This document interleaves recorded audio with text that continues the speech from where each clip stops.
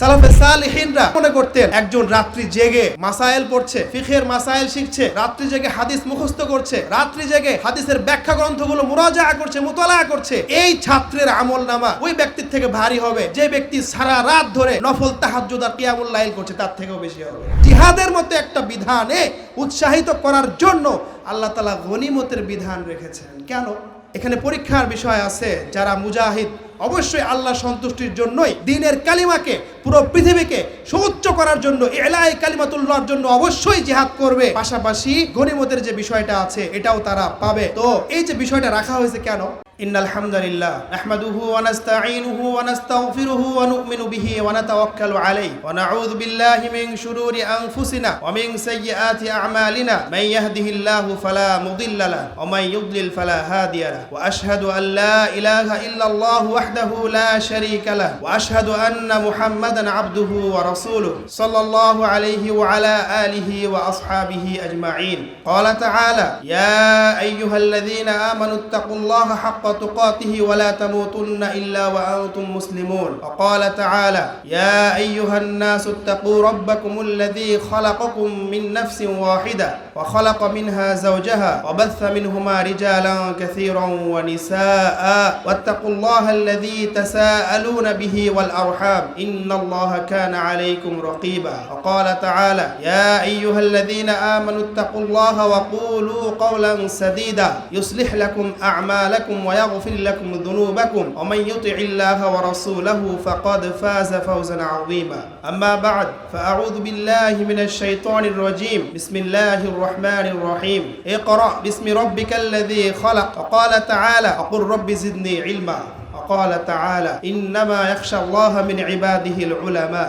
সকল প্রশংসা আল্লাহ তাআলার জন্য, যিনি আমাদেরকে সব সময় ভালো কাজ করার তৌফিক দান করেন, গুনাহ থেকে বাঁচার তৌফিক দান করেন। সেই হিসেবে এই মুহূর্তেও আল্লাহ তাআলা আমাদেরকে একটি মহৎ কাজ করার তৌফিক দান করেছেন। ইলমের মাজলিসে বসার তৌফিক দান করেছেন, যেই মাজলিসে বসলে, শুদ্ধ নিয়তে বসলে আসমান থেকে সাকিনা নাজিল হয়, প্রশান্তি নাজিল হয়, ফেরেশতারা বেষ্টন করে নেয় এবং আসমানে আলোচিত হওয়া যায়। এরকম একটি মহৎ আমল আল্লাহ তাআলা আমাদের সবাইকে করার তৌফিক দান করেছেন। আমরা তাই আল্লাহ তাআলার শুকরিয়া জ্ঞাপন করি, সকলেই বলি আলহামদুলিল্লাহ। এরপর আমরা সালাত এবং সালাম পাঠ করি আমাদের প্রিয় নবীর প্রতি, যেই নবী তার প্রত্যেকটি কাজ, প্রত্যেকটি কথা, প্রত্যেকটি আচরণের মাধ্যমে আমাদেরকে দ্বীন শিখিয়েছেন। দ্বীন শেখানোর ক্ষেত্রে অক্লান্ত পরিশ্রম, নির্যাতন সহ্য করা, জুলুম, অত্যাচার, রক্তাক্ত হওয়া, অনেক ত্যাগ স্বীকার করেছেন। তার ত্যাগ স্বীকারকে স্মরণ করে অন্তরের অন্তঃস্থল থেকে সকলেই বলি সাল্লাল্লাহু আলাইহি ওয়াসাল্লাম। আজকের আল জামিয়া সালাফিয়া দিনাজপুর শাখা কর্তৃক আয়োজিত পঞ্চম বার্ষিক সালাফি কনফারেন্স 2025,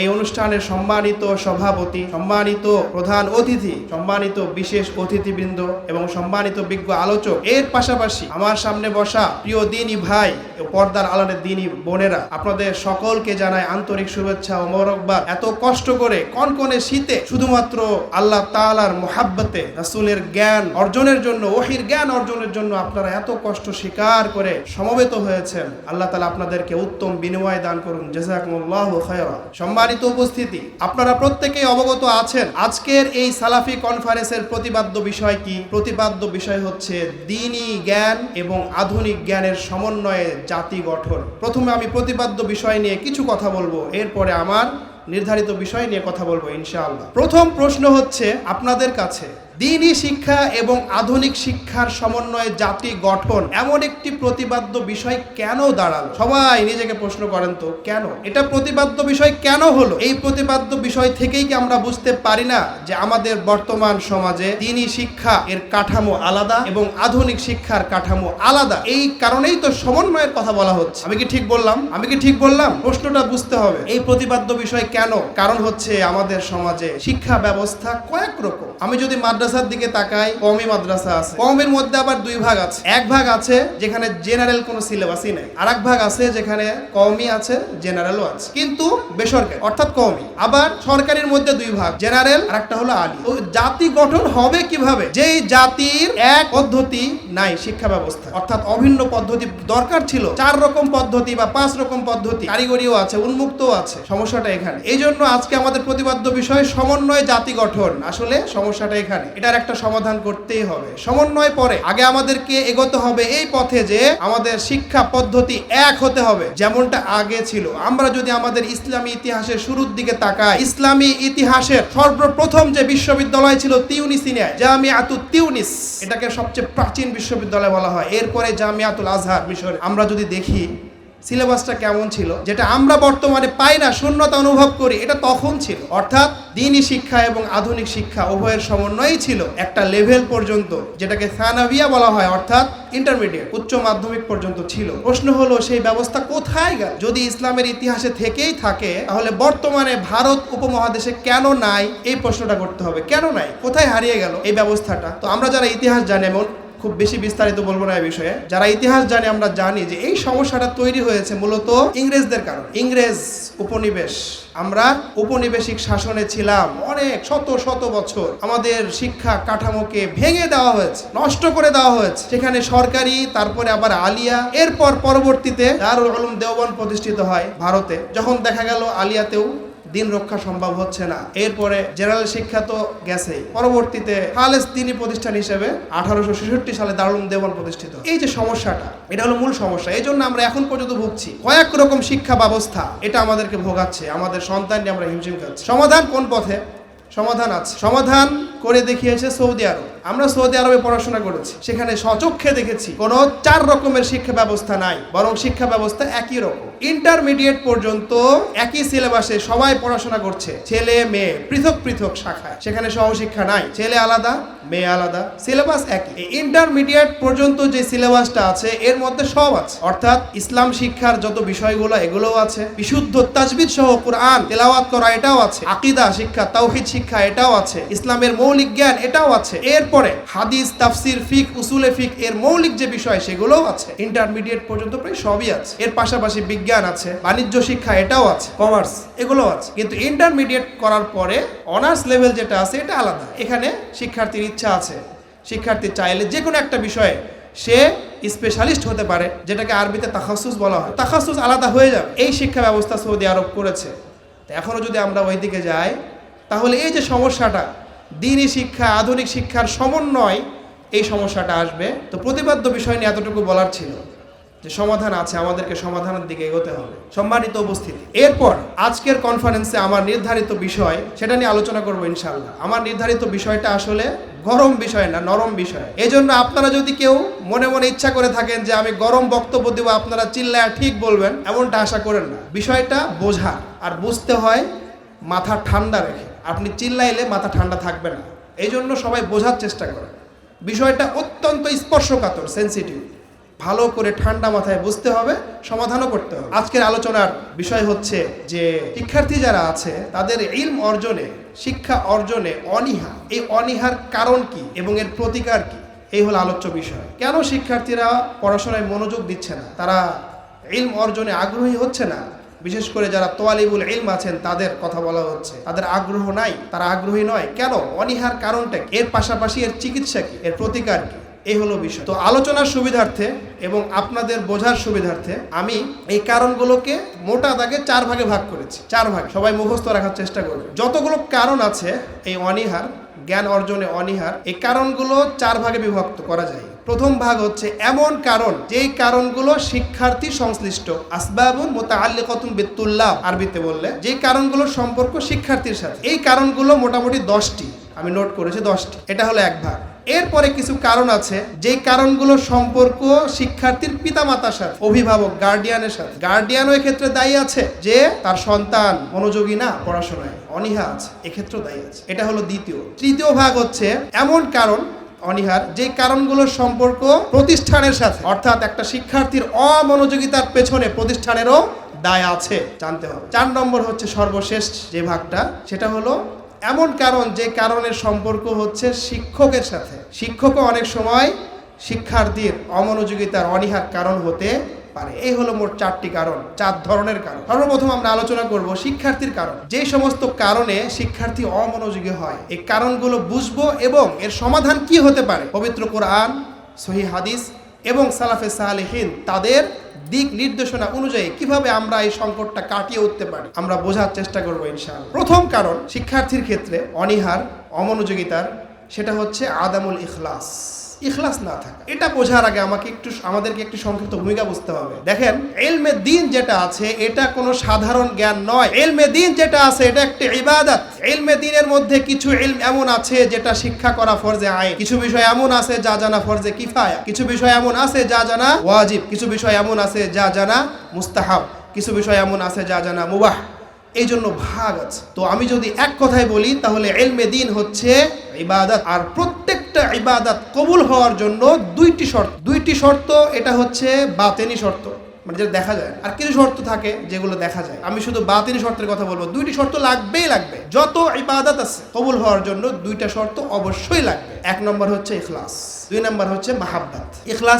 ইখলাস মানে হলো জাআলুশ শাই খালিসান লিল্লাহি তাআলা। যে কোনো কাজ, যে কোনো কথা, বিশেষ করে যে কোনো ইবাদতকে শুধুমাত্র আল্লাহ তাআলার সন্তুষ্টির জন্যই করা। অন্য কোনো ব্যক্তি, অন্য কোনো বস্তু, অন্য কোনো বিষয় এই উদ্দেশ্যই হবে না। শুধু উদ্দেশ্য হবে কে? আল্লাহ তাআলা। শুধুমাত্র আল্লাহ তাআলার সন্তুষ্টি লাভের জন্য যদি কোনো ইবাদত করা হয় তাহলে বুঝতে হবে এই ইবাদতটা এর মধ্যে ইখলাস পাওয়া গেছে। তো ইবাদত কবুল হওয়ার জন্য এক নম্বর শর্ত হচ্ছে ইখলাস থাকতে হবে। শুধু আল্লাহর সন্তুষ্টি, আর কোনো বিষয় না। না মানুষের প্রশংসা, না লৌকিকতা, লোক দেখানো, না কেউ টাকা পয়সা দিবে এই জন্য, না নিজের ভালো লাগে, আত্মমুগ্ধতা, না সুখ্যাতি, না কোনো কারণই না। শুধুমাত্র আল্লাহর সন্তুষ্টি লাভের জন্য ইবাদত করতে হবে, না হলে ইবাদত কবুল হবে না। এক নম্বর শর্ত। দ্বিতীয় শর্ত হচ্ছে মাহাব্বা, ভালোবাসা। ইবাদতটা আপনাকে ভালোবেসে করতে হবে। যদি আপনি ইবাদত করেন দায় সারা, যদি আপনি ইবাদত করেন বাধ্য হয়ে, আপনাকে জোর করা হয়েছে তাই আপনি ইবাদত করছেন। সৌদি আরবে সালাতের সময় প্রত্যেকটা দোকান বন্ধ করতে হয়, এই যে জোর করা হচ্ছে। সেখানে যদি বাংলাদেশের শ্রমিকরা মন থেকে চায় না, ভালোবাসে না, জোরপূর্বক সালাত আদায় করছে, কবুল হবে না। কারণ ইবাদত কবুল হওয়ার জন্য ভালোবাসা শর্ত। ইবাদতকে ভালোবেসে করতে হবে। দলিল কি? দলিল আছে পবিত্র কোরআনে। মুনাফিকদের ব্যাপারে আল্লাহ তাআলা বলছেন, লা ইয়াতুনা সলাতা ইল্লা ওয়া হুম কুসালা ওয়া লা ইউনফিকুনা ইল্লা ওয়া হুম কারিহুন। মুনাফিকরাও কিন্তু ইবাদত করত, কিন্তু তারা ভালোবাসা নিয়ে ইবাদত করত না। তাহলে আপনার ইবাদত আর মুনাফিকের ইবাদতের মধ্যে পার্থক্য কোথায়? পার্থক্য? ভালোবাসায় পার্থক্য। আল্লাহ তাআলা বলছেন, লা ইয়াতুনা সলাতা ইল্লা ওয়া হুম কুসালা। অলসতা করে আসে, মানে মন চায় না। এখন দেখছে যে যেহেতু আল্লাহর নবী আছেন জীবিত, ওহী নাজিল হয়ে যেতে পারে, বলা হতে পারে যে অমুক মুনাফিক। এই ভয়ে সামাজিক খ্যাতি নষ্ট করতে চায় না, রেপুটেশন ঠিক রাখার জন্য আসে জামাতে হাজির হয়। এরকম লোক আছে, আমি আমার নিজের চোখে দেখেছি, স্বচক্ষে। বসুন্ধরায় নাস্তিক, অথচ সে জুমার সালাত আদায় করতে আসে। সে নিজেই বলছে যে সামাজিকতার কারণে আসছে। এমন লোক আছে। নাস্তিক তো আল্লাহকে বিশ্বাস করে না, তারপরও জুমার সালাত আদায় করতে আসছে। কেন? সামাজিকতা। ঈদের সালাত আদায় করে কেন? সামাজিকতা। নিজে বলছে, আমি নিজ কানে শুনেছি। তো এই হলো অবস্থা। তো কবুল হবে না, ভালোবাসা লাগবে। এরপরে বলছে, ওয়ালা ইউনফিকুনা ইল্লা ওয়া হুম কারিহুন। আজকে আমরা জুমার খুতবায় সাদাকার অনেক ফজিলত শুনেছি। আমাদের শ্রদ্ধেয় শায়েখ হাফিজাহুল্লাহ অনেক ফজিলত বলেছেন, তাই না? তো মুনাফিকরাও কি করতো? সাদকা করতো, কিন্তু ইল্লা ওয়া হুম কারিহুন, মন থেকে করতো না, বাধ্য হয়ে করতো। অর্থাৎ সাদকা না করলে ধরা খেয়ে যাবে যে মুনাফিক, এই ভয়ে সাদকা করতো। তাহলে ভালোবাসা নাই। তো এখান থেকে বোঝা গেল ইবাদত মুনাফিকরাও করতো, কিন্তু ভালোবাসা নিয়ে করতো না। ভালোবাসা না নিয়ে ইবাদত করলে ইবাদত কখনোই কবুল হবে না। আপনার ভালোবাসা না, ইখলাসও তো আসবে না। তো সম্মানিত উপস্থিতি, যেটা বলছিলাম, ইবাদত কবুল হওয়ার জন্য ইখলাস লাগবে, ভালোবাসাও লাগবে। এখন আমরা চলে আসি ইলমে দ্বীনের ক্ষেত্রে। ছাত্রদের পড়াশোনায় অমনোযোগিতা, অনীহার এক নম্বর কারণ হচ্ছে ইখলাস না থাকা, ভালোবাসা না থাকা। ইলম হচ্ছে ইবাদত। আগে তাকে বুঝতে হবে, উপলব্ধি করতে হবে যে আমি যে ইলমে দ্বীন শিখছি এটা একটা ইবাদত। বরং সালাফে সালেহিনরা তারা মনে করতেন একজন রাত্রি জেগে মাসাইল পড়ছে, ফিকহের মাসাইল শিখছে, রাত্রি জেগে হাদিস মুখস্থ করছে, রাত্রি জেগে হাদিসের ব্যাখ্যা গ্রন্থগুলো মুরাজাআ করছে, মুতালাআ করছে, এই ছাত্রের আমল নামা ওই ব্যক্তির থেকে ভারী হবে যে ব্যক্তি সারা রাত ধরে নফল তাহাজ্জুদ আর কিয়ামুল লাইল করছে, তার থেকেও বেশি হবে। বুঝতে হবে। তো এই জন্য এটা একটা ইবাদত, আর ইবাদতের জন্য ইখলাস লাগবে, পাশাপাশি ভালোবাসা লাগবে। এই জিনিসটা বর্তমানে একদম অনুপস্থিত। আমরা যদি এখন তোয়ালিবুল ইলম ভাইদেরকে জিজ্ঞেস করি, এই প্রতিষ্ঠান হোক ওই প্রতিষ্ঠান হোক, কেন আপনি পড়াশোনা করছেন, খুব কমই আছে যারা সঠিক উত্তর দিতে পারবে। তো ইখলাসের বিষয়ে বিশেষ করে যারা ছাত্র আছেন এবং পাশাপাশি এখানে গার্ডিয়ান আছেন, আপনারা গার্ডিয়ান আছেন, আপনার পরিবারের যারা পড়াশোনা করে বা করাবেন তাদেরকেও শেখাবেন। পাশাপাশি পর্দার আড়ালে মা বোন যারা আছেন, আপনারাও গার্ডিয়ান আছেন, আপনারাও শেখাবেন যে ইখলাস কিভাবে আনবে। এক নম্বর হচ্ছে শুধু আল্লাহর সন্তুষ্টি অর্জনের জন্যই ইলমে দ্বীন অর্জনের জন্য সে এসেছে মাদ্রাসায় প্রতিষ্ঠানে। এক। দুই নম্বর হচ্ছে আমল করার জন্য।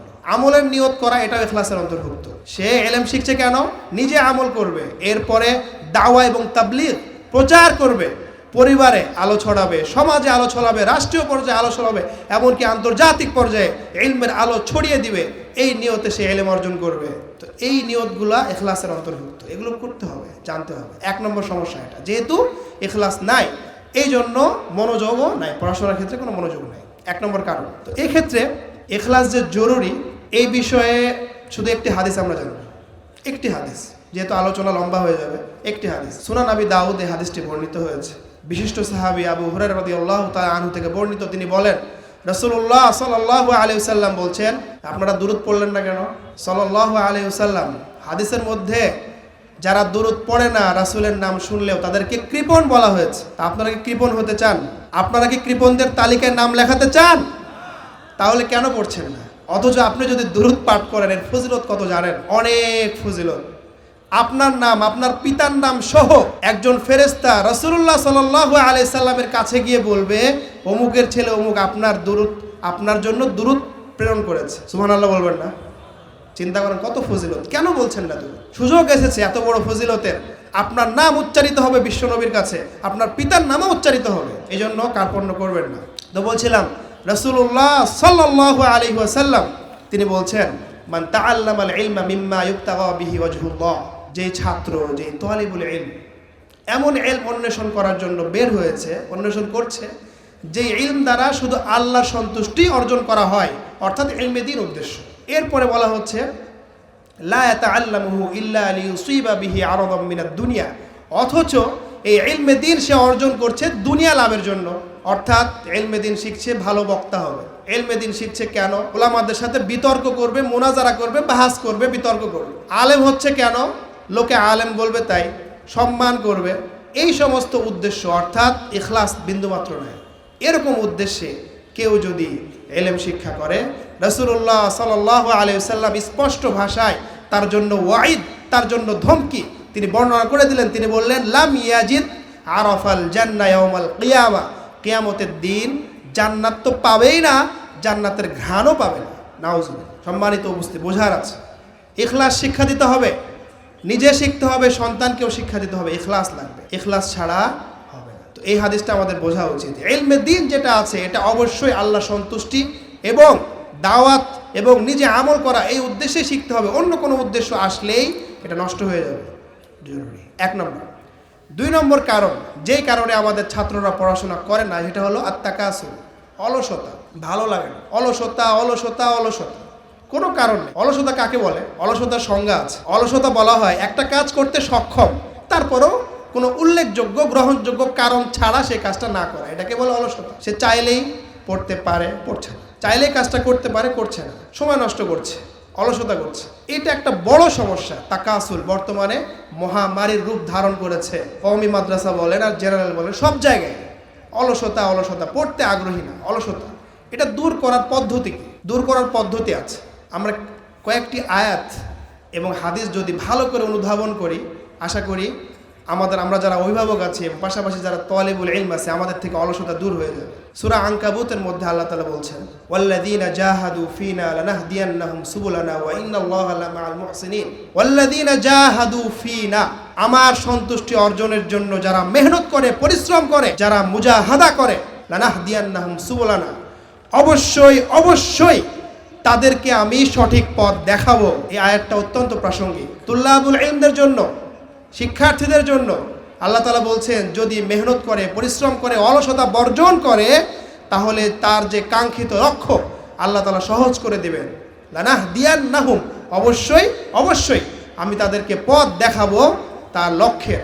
অর্থাৎ সে যে ইলম অর্জন করতে চায়, বড় আলেম হতে চায়, দ্বীনের স্বার্থে আল্লাহ তাআলার সন্তুষ্টি লাভের জন্য, আমলের জন্য, এটাকে আল্লাহ তাআলা সহজ করে দেবে। এই আয়াতটা বুঝলেই তার অলসতা দূর হয়ে যাবে। এক নম্বর। এরপরে অলসতা দূর করার জন্য আরেকটা হাদিস আমরা জানবো। রাসূলুল্লাহ সাল্লাল্লাহু আলাইহি ওয়াসাল্লাম তিনি ছিলেন বিশ্বনবী। রাসূলুল্লাহ সাল্লাল্লাহু আলাইহি ওয়াসাল্লাম বলছেন হাদিসে, উতিতু ইলমাল আউওয়ালিন ওয়াল আখিরিন, আমার আগে যত মানুষ গিয়েছে, নবী রাসূল সহ এই সকলের যে ইলম ছিল আমাকে দেওয়া হয়েছে। আবার আমার পরে যত আসবে ওলামা, এই সকল মানুষ ওলামা এর যে ইলম সেটাও আমাকে দেওয়া হয়েছে। পূর্ববর্তী পরবর্তী সকলের ইলম আমাকে দেওয়া হয়েছে, রাসূলুল্লাহ সাল্লাল্লাহু আলাইহি সাল্লামকে দেওয়া হয়েছে। এরকম একজন ব্যক্তি, তারপরেও রাসূলুল্লাহ সাল্লাল্লাহু আলাইহি সাল্লাম তিনি নিয়মিত একটি দোয়া করতেন। এই দোয়ার বর্ণনা সহিহ বুখারীতে আসছে। আনাস বিন মালিক রাদিয়াল্লাহু তাআলা আনহু থেকে বর্ণিত। তিনি বলেন, রাসূলুল্লাহ সাল্লাল্লাহু আলাইহি সাল্লাম বলতেন, দোয়া করতেন, আল্লাহুম্মা ইন্নী আউযু বিকা মিনাল আজজি ওয়াল কাসাল। আল্লাহুম্মা ইন্নী আউযু বিকা মিনাল আজজি ওয়াল কাসাল। হে আল্লাহ, আমি আপনার নিকটে আশ্রয় চাচ্ছি অপারগতা এবং অলসতা থেকে। তো প্রতিকার যেটা বলছিলাম, অলসতার প্রতিকার হলো দোয়া। আমরা যারা শিক্ষার্থী আছি সব সময় প্রতিনিয়ত ফরজ সালাতের পরে হোক বা তাহাজ্জুদে হোক, সবসময় আমরা দোয়া করব যে এই দোয়াটা রাসূলুল্লাহ সাল্লাল্লাহু আলাইহি সাল্লাম করতেন, তাহলে অলসতা দূর হয়ে যাবে ইনশাআল্লাহ। আল্লাহুম্মা ইন্নী আউযু বিকা মিনাল আজজি ওয়াল কাসাল। এর পাশাপাশি আরেকটি হাদিস সহিহ মুসলিমে বর্ণিত হয়েছে, আবু হুরায়রা রাদিয়াল্লাহু তাআলা আনহু থেকে বর্ণিত এই হাদিসটা আমরা যদি মাথায় রাখি তাহলে অলসতা দূর হবে ইনশাআল্লাহ। তিনি বলছেন, রাসূলুল্লাহ সাল্লাল্লাহু আলাইহি সাল্লাম বলেছেন, আল মুমিনুল কওয়িয়্যু খায়রুন ওয়া আহাব্বু ইলাল্লাহি তাআলা মিনাল মুমিনিদ দাঈফ। যেই মুমিন কর্মঠ, পরিশ্রমী, মেহনতি, অলসতা করে না, এই মুমিন আল্লাহ তাআলার কাছে অনেক বেশি প্রিয় কার তুলনায়? দুর্বল মুমিনের তুলনায়, অর্থাৎ কর্মঠ না, অলসতা করে এরকম। যদিও এরপরে রাসূলুল্লাহ সাল্লাল্লাহু আলাইহি ওয়াসাল্লাম বলছেন অফি কুল্লিন খায়র, যদিও উভয় যেহেতু মুমিন তার মধ্যে কল্যাণ আছে, কিন্তু উভয় মুমিনের মধ্যে আল্লাহ তাআলার নিকটে সবচেয়ে বেশি পছন্দনীয় হলো ওই মুমিন যে পরিশ্রমী, যে অলসতা করে। এই হাদিসটা সবসময় মাথায় মুখস্থ রাখতে হবে যে আল্লাহ তাআলার কাছে প্রিয় হওয়ার মাধ্যম হলো অলসতা দূর করতে হবে। অলসতা থাকলে আল্লাহর প্রিয় হওয়া যাবে। এরপরেই রাসূলুল্লাহ সাল্লাল্লাহু আলাইহি সাল্লাম একটি গুরুত্বপূর্ণ বার্তা দিলেন, ইস্তাইন বিল্লাহ ইহরিস আলা মা ইয়ানফাউক ওয়াস্তাইন বিল্লাহি ওয়ালা তা'জাজ। রাসূলুল্লাহ সাল্লাল্লাহু আলাইহি সাল্লাম বলছেন, যেই কাজটা তোমার জন্য উপকারী সেই কাজে তুমি আগ্রহী হও। ইহরিস আলা মা ইয়ানফাউক। এখন আমরা যারা শিক্ষার্থী আছি আমরা ভালো করে জানি ইলমে দ্বীন এটা হচ্ছে নাফি, এটা উপকারী, এর মধ্যে ক্ষতিকর কিচ্ছু নাই, পুরোটাই উপকারী। তো উপকারী একটা জিনিসের ক্ষেত্রে, উপকারী প্রত্যেকটা কাজের ক্ষেত্রে রাসূলুল্লাহ সাল্লাল্লাহু আলাইহি সাল্লাম আদেশ করছেন, ইহরিস, আগ্রহী হও, অলসতা দূর করো। আমাকে বুঝতে হবে যেন রাসূলুল্লাহ সাল্লাল্লাহু আলাইহি সাল্লাম সশরীরে আমার কানে এসে বলছেন ইহরিস আলা মা ইয়ানফাউ। যদি এটা আমরা উপলব্ধি করি ইনশাআল্লাহ অলসতা দূর হয়ে যাবে। এরপরে বলছেন ওয়াস্তাইন বিল্লাহি ওয়ালা তা'জাজ। অনেক সময় অলসতা আসে কেন? মনে হয় যে না, পারবো না, আমার মেধা দুর্বল, আমি A+ পাবো না, আমার মেধা দুর্বল, আমি ছাত্রদের মধ্যে 1 থেকে 5 এই সিরিয়ালের মধ্যে আসতে পারবো না। রাসূলুল্লাহ সাল্লাল্লাহু আলাইহি সাল্লাম বলেন, ইস্তাইন বিল্লাহি ওয়ালা তা'জাজ, আল্লাহর কাছে সাহায্য চাও। কারণ যেই মেধা সৃষ্টিগতভাবে আল্লাহ তাআলা তোমাকে দিয়েছেন, সেই আল্লাহ তাআলাই এই মেধাকে বহু গুণে বাড়িয়ে দিতে পারেন। এই জন্য আল্লাহর কাছে সাহায্য চাও। ইস্তাইন বিল্লাহ ওয়ালা তা'জাজ, অপারগতা প্রকাশ করো না, পারবো না বলো না, বাহানা করিও না। এই হাদিসটা আমাদের বুঝতে হবে। আল্লাহ তাআলা তৌফিক দান করুন, আমিন। এরপর আরেকটি কারণ, এই কারণটা খুবই গুরুত্বপূর্ণ কারণ, অর্থাৎ কেন অনীহা শিক্ষার্থীদের মধ্যে আসে, এটাকে বলা হয় কুসুরুল হিম্মা, অর্থাৎ হিম্মত নাই। উচ্চ আকাঙ্ক্ষা লাগবে, সাহস লাগবে, যেটাকে উলুবুল হিম্মা বলে, এটা নাই। কুসুরুল হিম্মা, হিম্মতই নাই, হিম্মতের ত্রুটি আছে। একটা ছাত্র যখন দেখে জামিয়া সালাফিয়া রাজশাহীতে এমনও শ্রেণী আছে ছাত্র 100-রও বেশি, তো দেখা গেল 100-র বেশি ছাত্র, আমি কিভাবে ফার্স্ট, সেকেন্ড, থার্ড হতে পারবো? শুরুতেই তার হিম্মতই নাই, কুসুরুল হিম্মা হয়ে গেছে। এটা একটা বড় কারণ। হিম্মত লাগবে, হিম্মত ছাড়া কখনোই লক্ষ্যে পৌঁছা যাবে না, হিম্মত লাগবে। তো এটা একটা বড় কারণ, কুসুরুল হিম্মা। অনেক ছাত্র আছে হিম্মত করতে পারে না, তার হিম্মতে দুর্বল। যে ছাত্র চিন্তা করে যে পরীক্ষায় কোনো মতো পাশ করলেই হবে, সেই ছাত্র কিন্তু ফেল করবে। যেই ছাত্র চিন্তা করে পরীক্ষায় আমি 60 পাবো, আমার লক্ষ্য এটা, সে 60 পাবে না, পাবে 50। যে ছাত্র টার্গেট হলো যে আমি পাবো 80, সে 80 পাবে না, কম পাবে। এই জন্য টার্গেট বেশি রাখতে হবে, এটাই হলো উলুবুল হিম্মা। যে ছাত্র টার্গেট হলো 100-তে 100ই পাবে, দেখা যাবে এই ছাত্রটা 100 টার্গেটে যে মেহনতটা করলো, এই মেহনতের ফলাফলে আল্লাহ তাআলা খুশি হয়ে তাকে 100 না দিলেও 95 দেবেন ইনশাআল্লাহ। এই জন্য উলুবুল হিম্মা লাগবে, হিম্মত নিয়ে আসতে হবে। হিম্মত আনার পদ্ধতি কি, মানে প্রতিকার, আমাদের যে হিম্মতটা নাই শিক্ষার্থীদের মাঝে, প্রতিকারটা কি, এটা আমরা জানবো ইনশাআল্লাহ। হিম্মত বাড়ানোর জন্য বেশি না, মাত্র 2টা অথবা 3টা আয়াত যথেষ্ট। এক নম্বর, কেন আপনার হিম্মত নাই? তুল্লাবুল ইলম, আপনাদেরকে সম্বোধন করে বলছি, কেন আপনার মধ্যে হিম্মত নাই? আপনি লক্ষ্য করেন তো, আমরা যারা মুসলিম আছি, আমরা যারা মুসলমান আছি, আমাদের সবচাইতে বড় সম্পদ কি জানেন? ওহী। আমাদের সবচেয়ে বড় সম্পদ হচ্ছে ওহী।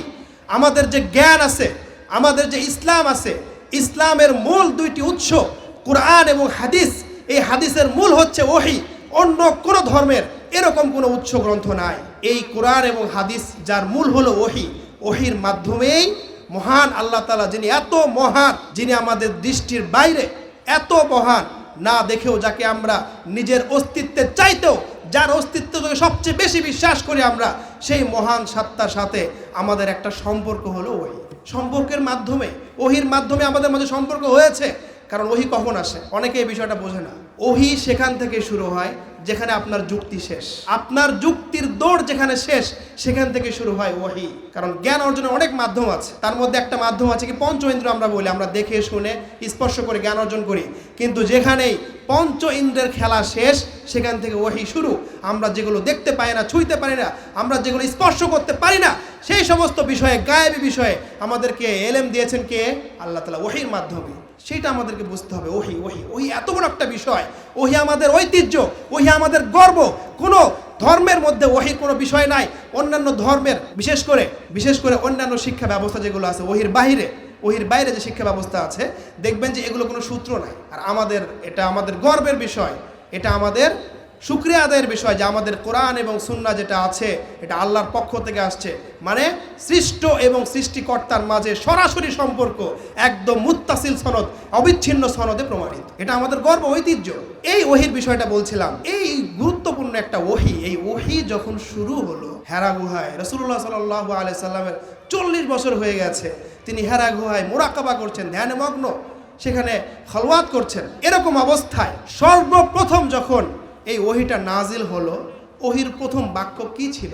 তুল্লাবুল ইলম, আপনাদেরকে বলছি ভালো করে লক্ষ্য করেন, কেন আপনার হিম্মত আসে না? ওহীর ইলম শেখার জন্য কেন হিম্মত আসে না? প্রথম বাক্যই ছিল ইকরা, তুমি পড়ো পড়ো পড়ো। তাহলে যেই ইসলামের শুরুই হলো ইকরা দিয়ে, আপনি কেন পড়েন না? কেন পড়েন না? কেন পড়েন না? কেন অলসতা করেন? আপনার ইসলামের শুরুই হয়েছে ইকরা দিয়ে। পড়ো, বিসমি রব্বিকাল্লাযী খলাক, তোমার ওই প্রতিপালকের নামে যিনি তোমাকে সৃষ্টি করেছেন।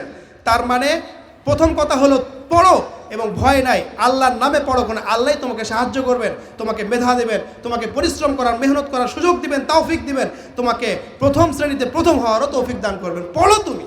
তাহলে ওহীর মতো একটা গর্বের বিষয়, ঐতিহ্যের বিষয়, এবং ওহী আমাদের সবচেয়ে বড় সম্পদ, সেই ওহীর শুরুই হলো পড়ো দিয়ে।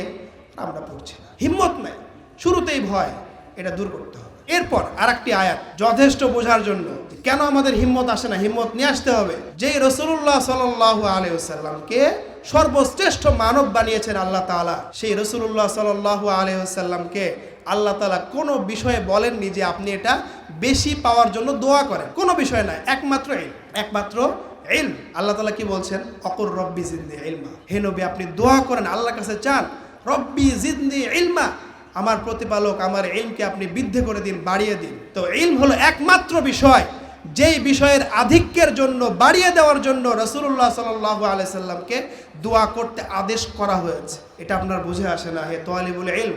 আফসোসের বিষয়, ইলম কতটা মর্যাদাপূর্ণ, কতটা গুরুত্বপূর্ণ যে রাসূলুল্লাহ সাল্লাল্লাহু আলাইহি সাল্লামের মতো বিশ্বের শ্রেষ্ঠ মানব, মহামানব, তাকে অন্য কোনো বিষয় বাড়িয়ে দেওয়ার জন্য দোয়া করতে বলা হয়নি, একমাত্র ইলমের কথা বলা হয়েছে। কেন আপনার হিম্মত আসে না? হিম্মত নিয়ে আসতে হবে। এরপর হিম্মত আনার জন্য ফজিলতের প্রয়োজন আছে। সম্মানিত উপস্থিতি, বোঝার চেষ্টা করি। দেখেন, আল্লাহ তাআলা আমাদেরকে সৃষ্টি করেছেন, আল্লাহ ভালো করে জানেন আমাদের ভিতরে কি কি বৈশিষ্ট্য আছে। এর মধ্যে একটা বৈশিষ্ট্য আছে যে আমরা সবাই স্বার্থপর। আমরা প্রত্যেকেই কিন্তু স্বার্থপর, তবে স্বার্থের মধ্যে ভাগ আছে। কিছু স্বার্থ আছে দুনিয়া কেন্দ্রিক, আর কিছু স্বার্থ আছে আখিরাত কেন্দ্রিক। স্বার্থ থাকবেই থাকবে। দুনিয়া কেন্দ্রিক স্বার্থ নিন্দনীয়, কিন্তু আখিরাত কেন্দ্রিক স্বার্থ হচ্ছে প্রশংসনীয়। তো আল্লাহ তাআলা যেহেতু জানেন আমি সৃষ্টি করেছি বান্দাদেরকে, এরা সবাই স্বার্থপর, স্বার্থ ছাড়া কাজ করবে না। এই জন্য আল্লাহ তাআলা তো মালিক, তিনি চাইলে আদেশ করে শেষ করে দিতে পারেন যে হ্যাঁ তোমরা করো, সালাত আদায় করো, সিয়াম পালন করো, আদেশ করেই শেষ করে দিতে পারতেন। কিন্তু কেন তিনি ফজিলত বললেন? কেন বললেন যে সালাত আদায় করলে এই ফজিলত? তারপরে এক জুমা থেকে আরেক জুমা আদায় করলে সব গুনাহ ক্ষমা হয়ে যাবে, কেন বলা হচ্ছে সালাত ঠিক মতো আদায় করলে সকল অশ্লীল কাজ থেকে দূরে থাকতে পারবে? কেন বলা হচ্ছে যে সিয়াম হলো ঢাল স্বরূপ, সিয়াম সাক্ষ্য দিবে? কেন বলা হচ্ছে? কারণ আল্লাহ তাআলা ভালো করে জানেন যে আমি যাদেরকে সৃষ্টি করেছি এরা স্বার্থপর, শুধু আদেশ করলে করবে না, ফজিলত দিতে হবে। তো ঠিক এখানেও ইলম অর্জনের মতো একটা বিষয়, এখানেও আল্লাহ তাআলা ফজিলত দিয়েছে হাদিসের মাধ্যমে, আয়াতের মাধ্যমে। সম্মানিত উপস্থিতি, সময় খুবই কম, আসলে আলোচনা একটু লম্বা ছিল, তো সংক্ষেপে আমি শেষ করার চেষ্টা করছি। তো আল্লাহ তাআলা ফজিলত দিয়ে দিলেন কেন? যাতে করে এই শিক্ষার্থীরা তারা ফজিলতটা বুঝে হিম্মত নিয়ে আসে, মনোযোগী হয়। এই সম্পর্কে শুধু একটি হাদিস বলি। এই হাদিসটা সুনান আবি দাউদে বর্ণিত হয়েছে, আবু দারদা রাদিয়াল্লাহু তাআলা আনহু থেকে বর্ণিত হাদিস, লম্বা হাদিস। এই হাদিসের মধ্যে আমি শুধু শেষ অংশটা বলবো যেহেতু সময় কম। এই হাদিসের শেষে রাসূলুল্লাহ সাল্লাল্লাহু আলাইহি সাল্লাম বলছেন, ইন্নাল উলামা ওয়ারাসাতুল আম্বিয়া, যারা আলেমগণ আছেন তারা হচ্ছে নবীদের ওয়ারিস। চিন্তা করেন, নবীরা হচ্ছে সর্বশ্রেষ্ঠ, যত শ্রেণী আছে মানবদের মধ্যে সর্বশ্রেষ্ঠ শ্রেণী হচ্ছে নবী। সেই নবীদের ওয়ারিস হচ্ছেন কারা? এখানে বলা হয় না ধনী ব্যক্তি, এখানে বলা হয় ডাক্তার, ইঞ্জিনিয়ার ইত্যাদি, না, উলামা তার মানে হচ্ছে যারা ইলমে দ্বীনের ধারণ এবং বাহক যারা আছেন তারা হচ্ছে নবীদের ওয়ারিস। এতটুকুই যথেষ্ট ইলমের ফজিলত বোঝার জন্য। আপনি কি চান না নবীর ওয়ারিস হতে? কেন আপনার হিম্মত আসে না পড়াশোনা করার ক্ষেত্রে? বোঝার বিষয় আছে, আল্লাহ তাআলা বোঝার তৌফিক দান করুন। যেহেতু সময় কম, আমি একটি গুরুত্বপূর্ণ বিষয় বলবো শিক্ষার্থীদের অনীহার কারণের ক্ষেত্রে। তার মধ্যে একটি হচ্ছে গুনাহ। দেখেন তালিবুল ইলম ভাইয়েরা, আপনার পড়াশোনায় বরকত হচ্ছে না কারণ আপনি গুনাহ করছেন। গুনাহ ছাড়তে হবে। গুনাহ করলে গুনার সাথে ইলম কখনোই একসাথে হতে পারে না, কারণ ইলম হচ্ছে ইবাদত, আর একটা ইবাদত কখনো আল্লাহর অবাধ্যতার পরে আসতে পারে না। আপনি 5 মিনিট আগে গুনাহ করলেন, 5 মিনিট পরে আপনার ইলম আসবে না, কারণ গুনাহ হচ্ছে অন্ধকার আর ইলম হচ্ছে আলো। ইমাম শাফি রহিমাহুল্লাহর প্রসিদ্ধ কবিতা আমরা সকলেই জানি। ইমাম শাফি রহিমাহুল্লাহ তার উস্তাদ ওয়াকি রহিমাহুল্লাহর কাছে অভিযোগ করেছিলেন, শাকাউতু ইলা ওয়াকিইন সুওয়া হিফজি, যে আমার মনে থাকে না, আরশাদানি ইলা তারকিল মাআসি, আমার উস্তাদ বললেন গুনাহ ছেড়ে দাও, গুনাহ ছেড়ে দাও। কেন গুনাহ ছাড়তে বললেন? ফাইনাল ইলমা নূরুম মিন ইলাহি, কারণ ইলম হচ্ছে আলো আল্লাহ তাআলার পক্ষ থেকে। ওয়া নূরুল্লাহি লা ইউতা লিআসি, আর আল্লাহ তাআলার আলো, আল্লাহর নূর কখনো ওই ব্যক্তিকে দেওয়া যাবে না যে আল্লাহর অবাধ্য হয়। আল্লাহ তার নূর কেন দিবে যে তার অবাধ্য হয়? আপনার অবাধ্য একজন, তাকে আপনি দিবেন? তো এই জন্য সম্মানিত তুল্লাবুল ইলম, শিক্ষার্থী ভাইয়েরা এবং বোনেরা, খুবই সতর্ক। বর্তমানে যে গুণাগুলো হচ্ছে মোবাইল কেন্দ্রিক বেশি, মোবাইল ব্যবহার একদম বাদ দিতে হবে। এই ক্ষেত্রে যারা অভিভাবক গার্ডিয়ান আছেন আপনাদেরও তদারকি করতে হবে।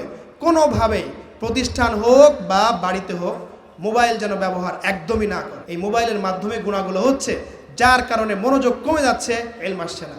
ইলম হলো নূর, এই নূর কখনো গুনাহগারের জন্য হাসিল হবে না।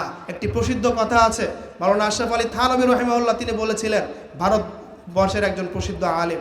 ওনার কথা হচ্ছে এই যে ইলম নূর है जो गुनाहगारों के लिए हासिल नहीं होता है और गुनाह करने से जाइल हो जाता है। ইলম এমন একটা আলো যে গুনাহ করে সে কখনো এটা অর্জন করতে পারবে না। আবার শুধু তাই নয়, যদি অর্জন করার পরে গুনাহ করে তাহলে গুনাহের কারণে ইলমটা বিলুপ্ত হয়ে যাবে, চলে যাবে। এই জন্য ইলম হচ্ছে আল্লাহর পক্ষ থেকে আলো, আর গুনাহ হচ্ছে অন্ধকার। আলো আর অন্ধকার কখনো একত্রিত হতে পারে না, এটা একটা মেজর কারণ। আর সর্বশেষ যে কারণটা বলতে চাই, এটা প্রতিষ্ঠান কেন্দ্রিক।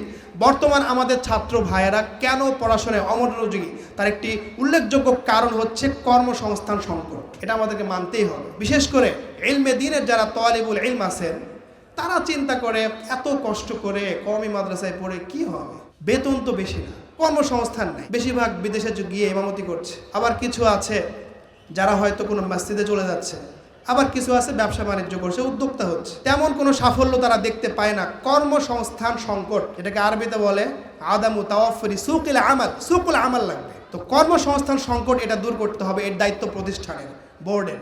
তো আমাদের বিশেষ করে আমরা যারা প্রতিষ্ঠানে আছি আমাদের এটা নিয়ে ভাবতে হবে কিভাবে আমাদের শিক্ষার্থীরা আমাদের সন্তান, আপন সন্তানের মতো, তাদের ভবিষ্যতের বিষয়টা ভাবতে হবে। কেন?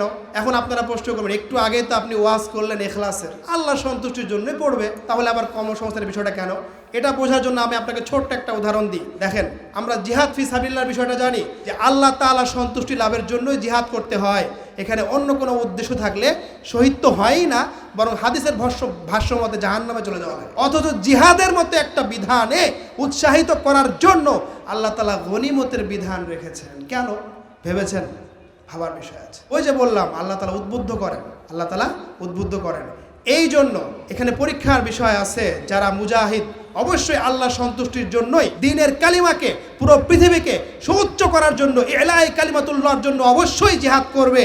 পাশাপাশি গনিমতের যে বিষয়টা আছে এটাও তারা পাবে। তো এই যে বিষয়টা রাখা হয়েছে কেন, অর্থাৎ ইখলাস এবং এর পাশাপাশি যে মুকাফা বা যে ব্যবস্থা, যা বেতন বা ভাতা ইত্যাদি যেটা আছে কর্মসংস্থান, এই দুইয়ের মাঝে কোনো বৈপরীত্য নাই, এটা বুঝতে হবে। ইখলাস ইখলাসের জায়গায় ঠিক আছে, কর্মসংস্থানের জায়গায় ঠিক আছে। এই জন্য আমাদের প্রতিষ্ঠানের উচিত, বিশেষ করে শিক্ষা বোর্ডের উচিত এটা ভাবা যে এতগুলো শিক্ষার্থী, তাদের উল্লেখযোগ্য এবং উপযুক্ত কর্মসংস্থানের ব্যবস্থা করতে হবে। এটা যদি আমরা ভালো করে দেখা যেতে পারি, ইনশাআল্লাহ আমাদের শিক্ষার্থীরা আরও বেশি মনোযোগী হবে, তারা অনেক বেশি উৎসাহিত হয়ে পড়ালেখা করবে ইনশাআল্লাহ। সম্মানিত উপস্থিতি, আমি বলছিলাম যে আমাদের কারণগুলো কয়েকভাবে ভাগ। তো এই কারণগুলো ছিল শিক্ষার্থী কেন্দ্রিক, আর অভিভাবকদের কেন্দ্রিক একটি কারণ আছে, এটা বলা জরুরি মনে করছি। সেটা হলো এই ইখলাসের বিষয়টা শুধু শিক্ষার্থী কেন্দ্রিক না, আপনি গার্ডিয়ান, আপনার মধ্যেও ইখলাস থাকতে হবে। আমি যদি আপনাকে জিজ্ঞেস করি আপনার সন্তানকে কেন মাদ্রাসায় দিয়েছেন, আপনার কাছ থেকে আমার যেটা ধারণা, আমি দুঃখিত যে মন্দ ধারণা করছি, কিন্তু আসলে বাস্তবতা এমন, আপনি এমন কিছু বলবেন যেটা আসলে ইখলাসের সাথে যায় না। এই জন্য ইখলাসের সবক আগে আপনাকে শিখতে হবে। বরং আমি তো মনে করি আপনি একজন যুবক, এখনো বিয়ে করেননি, ইখলাসের বিষয়ে আপনাকে আগে থেকেই ভাবতে হবে। দিনদার নারীকে বিয়ে করবেন, যেই নারীর গর্ভ থেকে আপনার যে সন্তান হবে, এই সন্তানের ক্ষেত্রে সে যেন ইখলাস করে। আপনি যদি বেপর্দা নারী বিয়ে করেন, যে বদ্দিন নারী, যে দিন সম্পর্কে কিচ্ছু বোঝে না, এরকম নারীকে বিয়ে করলে সে কি ইখলাস নিয়ে আসতে পারবে? পারবে না। দেখেন আমাদের ইতিহাসে যারা ইমাম আবু হানিফা হয়েছেন, যারা ইমাম মালিক হয়েছেন, যারা ইমাম বুখারী হয়েছেন, তাদের মায়েদের ইতিহাস আপনারা দেখলে বুঝতে পারবেন তারা কেমন ছিলেন। এই জন্য আপনি যদি সচেতন গার্ডিয়ান হতে চান, অভিভাবক হতে চান, তাহলে আপনাকে এটা শুধু বিয়ের পর না, বিয়ের আগেই ভাবতে হবে আপনার সন্তানের জন্য আপনি কেমন মা নির্বাচিত করছেন, ভাবতে হবে। তো ইখলাসের বিষয়টা এখান থেকে শুরু হবে, একদম পাত্রী দেখা থেকে। আল্লাহ তাআলা বোঝার তৌফিক দান করুন, আল্লাহুম্মা আমিন। এরপরে আরেকটা বিষয় বলছিলাম প্রতিষ্ঠানের বিষয়। প্রতিষ্ঠানের ক্ষেত্রে শিক্ষক যে সমস্ত কারণ শিক্ষকদের সম্পর্ক, শিক্ষকদেরও দায় আছে। আমরা শিক্ষকরা অনেক সময় এমন আচরণ করি, এই আচরণের কারণে আমার ছাত্রের মন ভেঙে যায়, সে আর পড়াশোনা করে না, এটা ঠিক।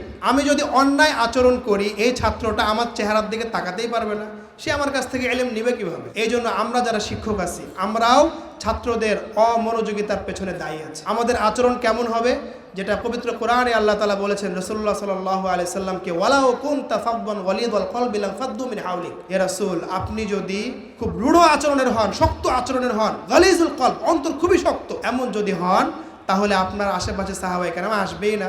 এই জন্য শিক্ষককে হতে হবে নম্র হতে হবে। কারণ হাদিসের মধ্যে স্পষ্টভাবে রাসূলুল্লাহ সাল্লাল্লাহু আলাইহি সাল্লাম বলেছেন, ইন্নাল্লাহা ইউতি আলা রিফকি মা লা ইউতি আলাল উনফি।